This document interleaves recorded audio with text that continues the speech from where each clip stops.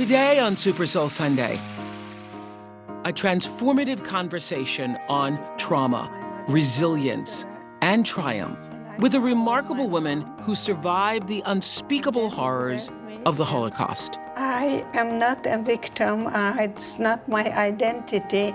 Dr. Edith Eva Eger is a pioneer in the field of psychology, teaching people how to use their pain to help them heal. We have that possibility within us that we can really find a meaning in suffering. We first met on The Oprah Show. And I'm so happy today to be here alive and turn my life into something useful that I can guide people from victimization to empowerment.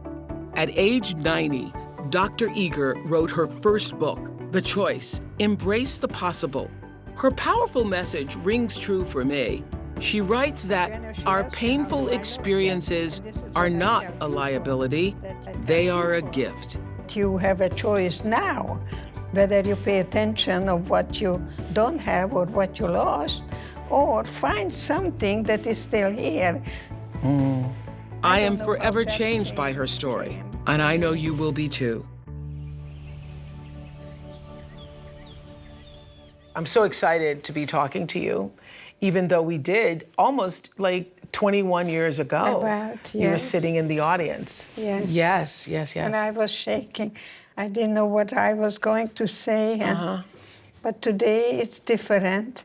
Yes. I'm just saying, well, God will tell my heart what to say. Absolutely. And then I'll say it. And then you'll say it. And that's it. That's right. Let God speak through you. Well, you know, we're sitting in a room. Maya Angelou was my mentor and Yes. dearly I beloved love mother her friend. so much. And these are all of the books from her bedroom that she willed to me. So I call this Maya's room. Yes. Yeah. She was a great teacher for me. People don't come to you, they send to you. And Yes. I feel that way, that Yes. She was absolutely it was sent to me. meant to be. So last year at age 90, you published your first book. Yes. You waited till 90 to do it. Yes, it's beautiful. It's called The Choice, Embrace the Possible, which has become an international now bestseller. And you're now 91. Yes. And, you know, I said this on National Book Day at O Magazine. I think it's impossible to read your story and not to be forever changed by it. Oh, Yes. how kind of you to say that. Yes. Born into a Hungarian Jewish family in 1927, Edith Eger's father, Louis, was a tailor. Her mother, Alona, was a homemaker and civil servant. She had two older sisters, Clara, a violin prodigy, and Magda, a noted beauty. At the age of 5, Edith began studying ballet, then took up gymnastics. She even trained for the Olympics. The family was living a life full of hope for the future. At 16, Edith's world tragically changed in an instant. Nazi soldiers raided her home, eventually sending the family on a cattle train to Auschwitz. Edith's sister Clara, studying in Budapest, was not captured. Upon arrival at the death camp, Edith's parents were immediately sent to the gas chamber. She never saw them again. Edith and Magda endured grueling conditions while imprisoned at Auschwitz. Fleeing from Allied forces, the Nazis pushed the sisters and thousands of others to the brink of death on a march over 35 miles. On May 4th, 1945, their liberation came when they were rescued by American troops. Later, Edith and Magda miraculously reunited with their sister Clara. By 1949, Edith married. She and her husband, Bella, migrated to the United States, barely speaking English. Together, they raised their 3 children. Through sheer tenacity and will, she earned her college degree, a master's, and ultimately her PhD, and became a world-renowned psychologist. At 91, she is still, to this day, working with trauma survivors. Your story is astonishing that you actually survived. It's also a guide, I would say, and a roadmap to teach others how to heal from any kind of trauma. Yes. Because you took your greatest pain and turned it into a powerful tool for yourself. Is that correct? We have it within us. We have that possibility within us that we can really find a meaning in suffering and to be able to turn it for an opportunity to discover something within us we never thought was possible. And that's what Auschwitz was all about, discovery, to find the power within you. Yes. So I love how you began on page 9 saying, I would love to help you discover how to escape the concentration camp of your own mind. Yes. And become the person you were meant to be. Free. I would love to help you experience freedom from the past, freedom from failures and fears, freedom from anger and mistakes, freedom from regret and unresolved grief, and the freedom to enjoy the full, rich feast of life. Yeah. We cannot choose to have a life free of hurt, but we can choose to be free, to escape the past, no matter what befalls us, and to embrace the possible. Yes. I invite you to make the choice to be free. Because the more choices we have, the less we be a victim of the past, or even a hostage and a prisoner of the past. And even you who experienced and survived Auschwitz, who experienced and survived the Death March, all of which we'll talk about later, say, we choose to be victims, that victimization is something that happens to us, but we choose to be victims. Yes. How so? Yes, because I am not a victim. It's not my identity. It's what was done to me. Mm-hmm. And that is very important, that it's not my identity, that I'm a whole person who can have joy and passion today rather than living in a past and becoming, unfortunately, a prisoner and a hostage of the past. And I think this is so important because so often when anyone is traumatized, yes. And you say there's no hierarchy in suffering. So your trauma cannot be compared to someone else's trauma. Exactly. If it's trauma for you, it's trauma and it's real. Exactly, because when a woman comes to me and tells me that I was sexually abused, but I don't know how to tell you because you were in Auschwitz, and my answer is, you were more in Auschwitz in a sense than I do because I knew the enemy and you didn't. That is so powerful. Isn't it? Yes, so powerful. Yes. So your point is that you can choose to live in the world of calling yourself and then defining yourself as somebody, as a victim, or you can step out of that. Yes, because you always find a victimizer when you are a victim. Yes. And one thing we have to be sensitive of not to blame the victim. Yes. Because, you know, mom didn't have a choice. And that's why I'm saying that you cannot be a victim without a victimizer. Mm-hmm. And then you can blame someone and not take full responsibility. Well, what I think is so important, so valuable about your story is that you take us into the camps. We get to experience your hunger, your pain, your sorrow, your loss, and yet you come out and write the story in order to do exactly what I just said, to free other people who are in their own concentration camps in their own mind. So it reminds me so much of Viktor Frankl's book, Man's Search for Meaning. Yes.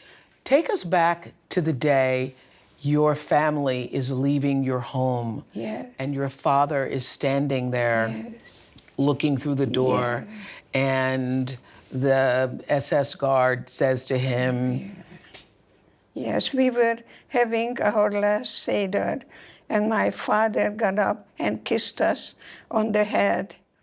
So we're just here after Passover. Yes. And we were picked up and taken to a brick factory in Kassa, Hungary. And that was March 1944. Do you remember what you were thinking when they loaded you all onto the train? You know, one of the things that struck me so in Elie Wiesel's book, Night, when he talks about Moshe the Beetle, who was coming through the town and trying to warn the people of what was happening in other parts of the country. And nobody would listen. Nobody would listen. And so what had you heard and what did you expect when you got on the trains? I had no idea where we're going, what is happening. Nobody ever told us about Auschwitz. I remember when I was in Auschwitz, I always asked myself, does anyone know I'm here? I felt so thrown out, left out. Well, it must have felt like, because you were leading a, quote, normal life. You were a dancer. Yes. And you had I had purpose, I had meaning, I had a boyfriend who told me I had beautiful eyes and beautiful hands. So I had my curiosity. I think that is amazing, how curiosity will help you and help me. I wanted to know what's going to happen next. Yes. That's the kind of girl you were at that moment. Yes. What's going to happen next? Yes. Yeah. Yes. And so you get literally plucked out of this life. Totally. And put on the trains. Yeah. And you're on the trains for how long? Stacked like cattle against each other. A long time. And that's when my mom hugged me. And she said, we don't know where we're going. Just remember, no one can take away from you what you put here in your own mind. Once you get there, there's this moment. I had the privilege of visiting Auschwitz with Elie Wiesel. And in that moment, when you walk through the gates, you move to the left and you move to the right. Yeah. And as you're in line at the gate, the infamous Dr. Mengele, the angel of death doctor, was standing there. And tell us what happened. Well, my mom was in the middle, and my sister Magda on one side, and I on the other side. And then he asked, is this your mother, or is this your sister? And I could never, ever forgive myself that I said, it's my mother. So he pointed my mother to go to the left. And I followed my mom. And then he grabbed me and looked me in the eyes. I never forget those eyes. And he said in German, I spoke German fluently, that I'm going to see my mother very soon. She's just going to take a shower and promptly threw me on the other side, which meant life. Life. So you think that my life was in Dr. Mengele's hand? I think God had a plan for me to be here with you today. Absolutely. Coming up,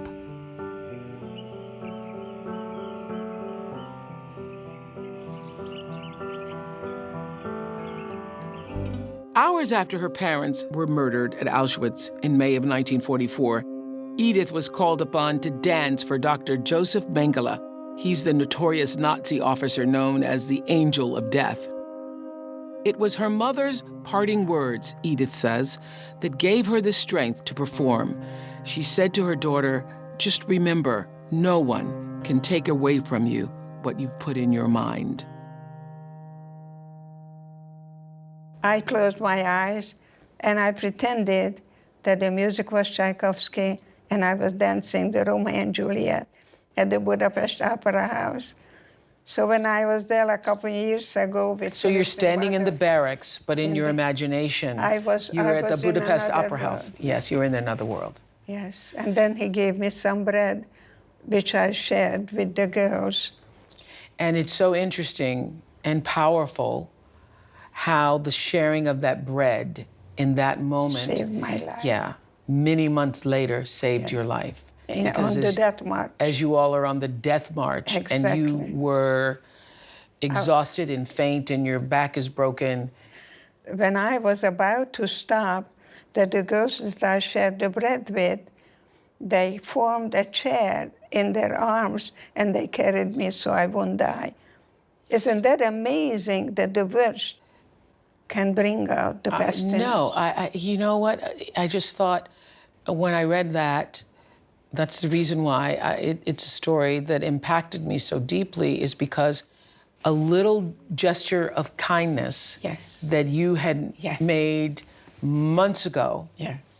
when you were given a loaf of bread and you know that everybody else is starving, you offered some of your bread, and that person comes along and says, I'm going to help you because you gave me bread. Yes, yes. This is what I love reading and understanding that. Thank you for reading it. Yes. It's so lovely. Thank you. You say, in my first weeks at Auschwitz, I learned the rules of survival.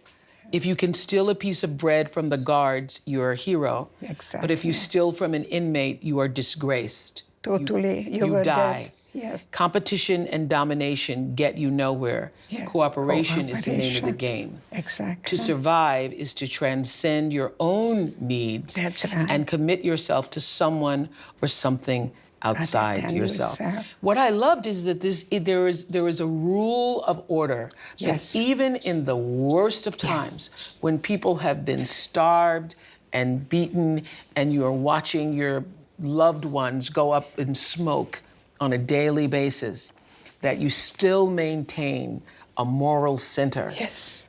Not only that, but also kindness and integrity. Yes. Was so important. I work with families now, and I write constitutions because if you don't have rules, you're going to have chaos. Right. And so you're telling us that even within the barracks, there were rules of Yes. order, kindness, Yes. and cooperation. Cooperation, yes. Not competition. Not or competition. domination. And Was everybody that way? Because I would imagine that when you're at your hungriest and you're at your worst and you've been starved and demeaned and demoralized, literally. I think the real you came out there. Your genuine self, your true, it reveals Right. who you really are. Because you don't have any Yes, whether you're adornments, you have nothing Nothing. to say, I am of value. It was a place of discovery, your genuine, true self, whether you are a person who is a giver or a taker, and you had to go beyond the me, and commit ourselves to each other. I find it also a poignant moment when, after your mother has gone to the left, you and your sister go to the right, Yeah. and you're taken in and your heads are shaved. That's the Yes, first thing they completely. do. Completely, your heads are shaved. Yes. And you said she actually looked like... You know, she asked me, how do I look? Yes. And this is what I tell people, that you have a choice now, whether you pay attention of what you don't have or what you lost, or find something that is still here. I realized that I became Magda's mirror. You were her mirror. I was her mirror, and I had a choice to tell her how she really, really looked. Instead, I said to her, Magda, you have beautiful eyes, and I didn't see it when you had your hair all over the place. I don't know how that came to me. Sometimes I tell people, if you want to say something, if it's not kind, don't say it. Take a deep breath and ask, you know, what am I going to say right now? And is it going to empower that person? Yes. She's in front of me, and I said what I thought. Would save her in that moment, or would help her in that moment. Yeah. To go back to that quote, to survive is to transcend your own needs and commit yourself to someone or something outside yourself. I think that having Magda there was a part of your will to stay alive, and so was hers, was it not? We took care of each other. She'll tell you she took care of me, and I'm going to tell you I took care of her. So who are you going to listen to? I think you're both right. Yes. I think we're both right. Yes. Coming up,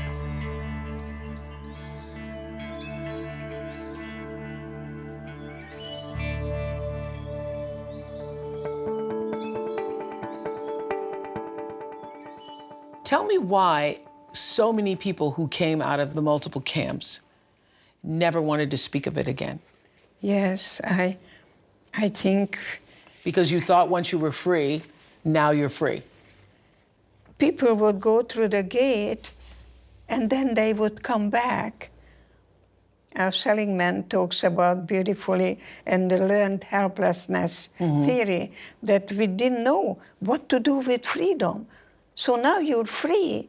So we would go back and sit down and not knowing, so what now? You know, as I read that, I thought, I'm sure that happened to many slaves too. Many slaves. Unfortunately, in our culture, we don't have the voices to let us know exactly what happened. And obviously, no one is still living who lived through slavery. However, that had to be the case for so many people that you have been, particularly if you've been a slave your entire life, you now don't even know what to do with freedom and what that actually means. Now, that surprised me when it came to people who had been victimized by the Holocaust, had been survivors of the Holocaust, because it hadn't been your whole life. It had just been, for you, a couple of years. We didn't know PTSD.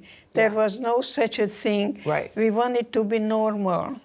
It must be you who have worked on your trauma extensively and now help other people to work on their trauma. But I was thinking it must be jarring for you as an American now to see young children at the border being separated from their parents. I have nightmares. Yes, because you lived that. I have nightmares. I still do have nightmares. I want to do everything in my power to acknowledge that this is a country of immigrants and the enemy is not outside of us, it's right here. I want to do everything in my power to see to it that we can unite. Well, I think you're doing that. I think this book and the words that you literally somehow were able to pour from your heart, were able to dig into the bowels of your soul and pour these words right straight from your heart. Exactly, you know. Those words are going to live with me and everyone who reads this book, who has the privilege of reading your story. It was very freeing for me, and I thought I was already pretty free. But it just reaffirmed for me that no matter what is going on in my life or anyone who is listening or watching us right now, you have the choice. Yes. You have the choice. You have the choice to really see the light and see a gift in everything. Everything has a gift in it. So even in Auschwitz, you could find that? Even in Auschwitz, I could really, truly found that part in me that the Nazis could throw me in the gas chamber any minute, beat me, torture me. There's one thing they could never do is murder my spirit. And that's what I bring. That spirit that I discovered in Auschwitz that I can turn to. And you write the book for every person who is experiencing their own personal prison, whether it be from a boss or from a relationship, from a marriage, from not being where you feel like you should be already at this particular time in your life. Your expectations. Your expectations, yes. Coming up,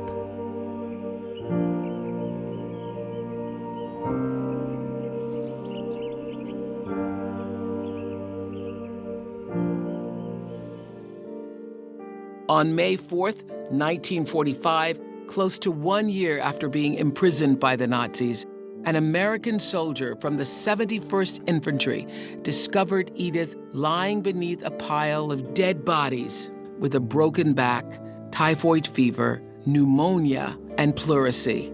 Edith was barely alive. You first of all, discovered on a heap of bodies. Imagine this, everyone listening to us now. You're basically left for dead. You were just about dead. Yeah. You had every single possible injury. Yes. Yeah. I had 5 kinds of typhoid fever. I was put in a hospital. They put me in a cast. And Your back was broken.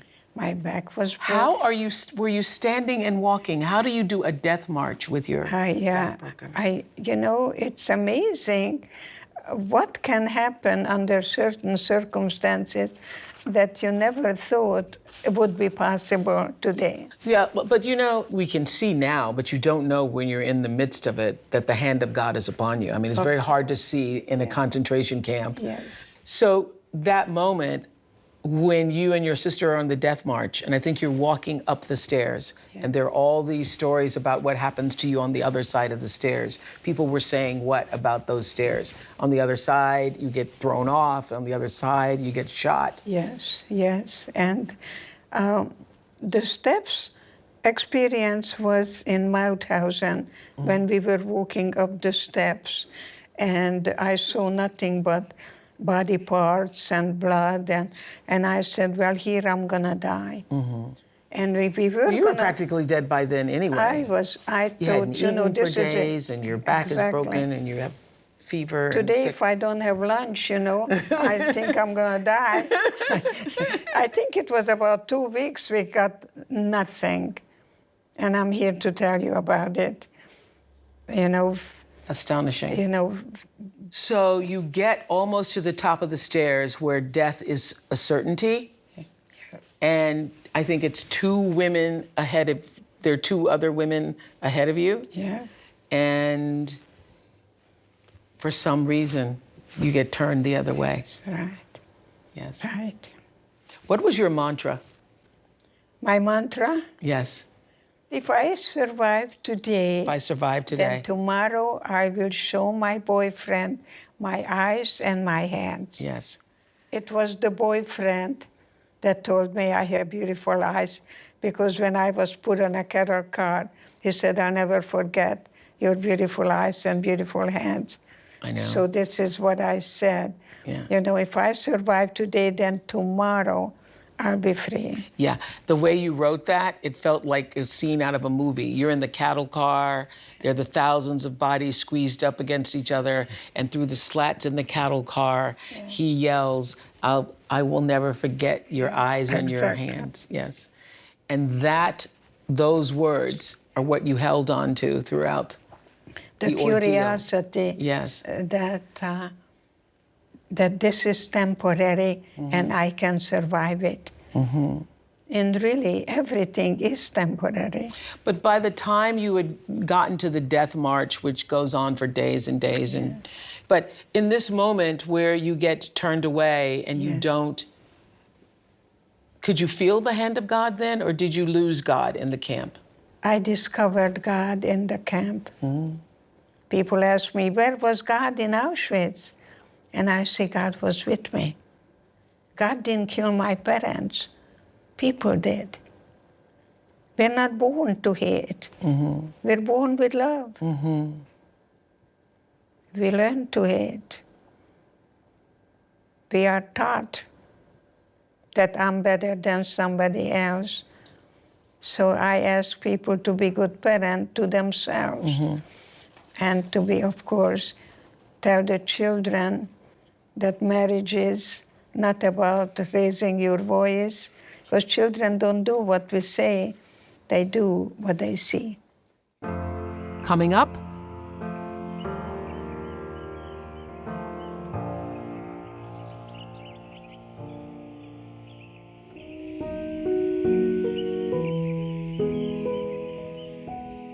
One of the things I want to emphasize that this book is also about, it's about keeping secrets and what keeping secrets do to us.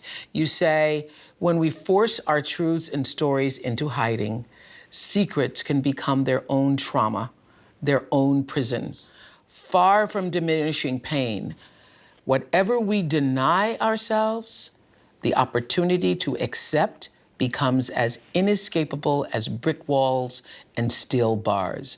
When we don't allow ourselves to grieve our losses, wounds, and disappointments, we are doomed to keep reliving them. Yeah, thank you so much for saying that, Because all therapy is grief. You know, my granddaughter is here right now, and when she was born, the pediatrician said that she may become a ballerina. And I said, oh, now I can die because my blood is in her. Yeah. But when she went to bishop school and asked me to buy her a dress so she can go to her dance, and I came home and out of the blue, I was crying and I didn't get it. How come I am crying? I just bought Lindsay a dress. And it made me realize that I didn't cry because Lindsay went to a dance. I cried because I never went to a dance. I had this experience that became clarified when I read your story. So let me tell you, one of my dear friends, who's like, I'm the godmother of a young girl who is my best friend's daughter. And when she was a little girl, her mother, she was at my house and she was like 3 years old. And she said to her mother, Mom, can I have some strawberries? And her mother said, ask Auntie O if you can have the strawberries.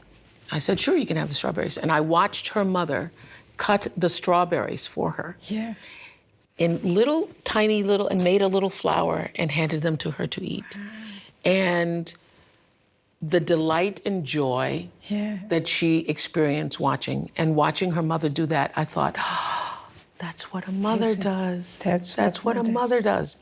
And I started to cry watching them. Yeah. And because I thought, well, that's what love is, that's what a mother does. And it wasn't until I read your book that I realized I wasn't crying about the strawberries. I was crying for the loss that I had, that no one had ever done that for me. Thank you so much for saying that. Yeah. Yes, because it's not what happened, but what didn't happen. That's what's so powerful about this book.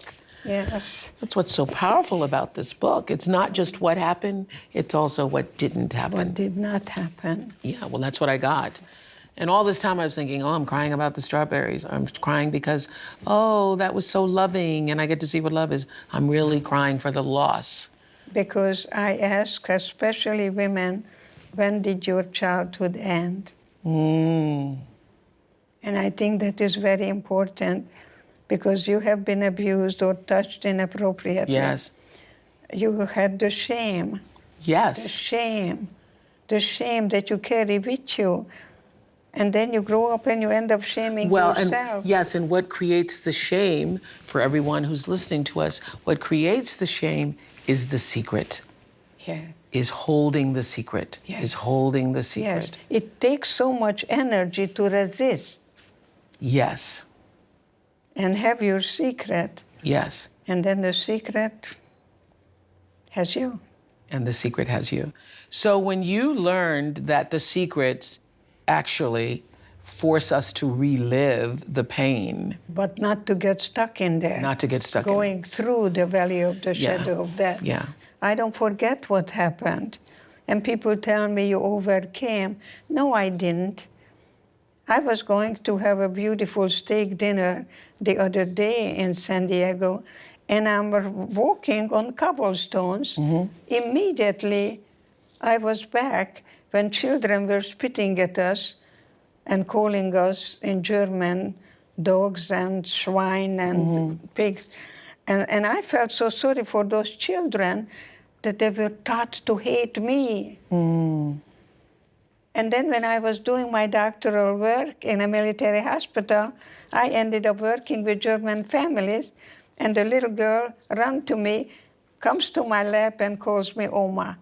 Oh. And so you see how things evolve. But that had been one of your dreams, actually, as I recall, that you write in the book, that when your sister would say, Magda would say she wanted revenge, she wanted to kill, you said, I want one day for these German children or German people to see me as a real human. And it happened, and it's happening now as well. I also took care of a young man who was part of the David Koresh group. Yes. And he never knew who I was, but he told me that he's going to kill all the Jews and using the N-word. And he was one of your patients. Yes, he was sent to me by the judge. By the judge. And so I say that because there is a difference between reacting or responding. Yes. See, when you react... So you as a Jewish woman who's experienced Auschwitz, he didn't know it, comes to you and says, I want to kill all the Jews. That's right. And all the, using all the disparaging language to describe all the other ethnicities. You do what? I turned to God. You talk to God. And I realized that God sent this young man to me because the most obnoxious person is your best teacher, and it's up to me to create the environment where he could feel any feelings with me without the fear of being judged. And that's what I did. I opened myself up and asked him to tell me more. But if I would have reacted, I would have shaken him up. I would have shaken... If you've gone to, how dare you? Do you not know what I've been through? You don't know. My mother went to the gas chamber. I know if I would have reacted. But God sent him my way so I can take a deep breath and be what I was meant to be, a facilitator. I'm not a healer. I facilitate someone's healing. Coming up,